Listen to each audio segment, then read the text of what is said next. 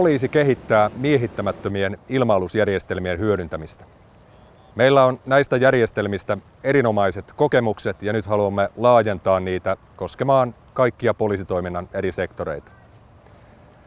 Tällä hetkellä poliisilla on käytössään enemmänkin harrastajatasolle suunnattuja laitteistoja, mutta ne toimivat hyvin omassa käyttötarkoituksessaan lähinnä teknisen rikospaikkatutkinnan tukena.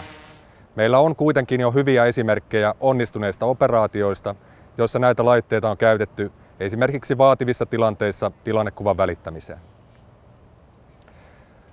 Tavoitteena on hankkia laitteistoa, joka soveltuu poliisitoiminnan eri toimintasektoreille. Ennen kaikkea sellaisia järjestelmiä, joilla kykenemme parantamaan kentällä toimivien poliisien työturvallisuutta.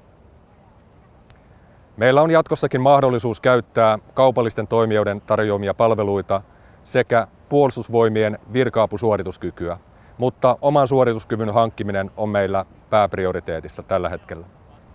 Miehittämättömät ilma-alusjärjestelmät ovat poliisille paitsi mahdollisuus, myös uhka. Sen takia selvitämme ja varaudumme miehittämättömillä ilma-aluksilla ja lennokeilla mahdollisesti tapahtuviin rikkomuksiin ja vaaran aiheuttamisiin. Silmä taivaalla on poliisille eräänlainen toiveiden täyttymys. Ilmakuvasta voimme tulkita tilanteita paljon nykyistä paremmin ja myös edesauttaa niiden jälkiselvittelyä, jolloin poliisityön laatu paranee ja hyöty välittyy myös kansalaisille.